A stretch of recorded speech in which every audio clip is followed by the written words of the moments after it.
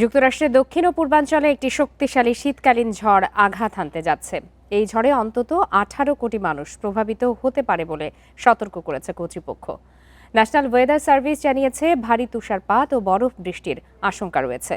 ঝড়টি দক্ষিণ রকি পর্বতমালা থেকে শুরু হয়ে উত্তর পূর্বাঞ্চল পর্যন্ত বিস্তৃত হতে পারে। ঝড়ের প্রভাবে যাতায়াত ব্যবস্থা ব্যাহত হচ্ছে।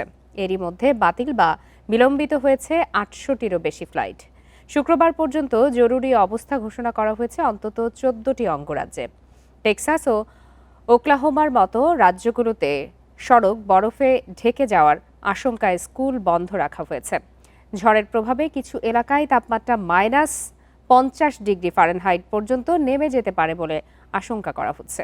এদিকে প্রেসিডেন্ট ডোনাল্ড ট্রাম্প তার ট্রুথ সোশ্যাল অ্যাকাউন্টে দেশব্যাপী এই ঠান্ডা আবহাওয়াকে বৈশ্বিক উষ্ণতার বিরোধী যুক্তি হিসাবে তুলে ধরেছেন।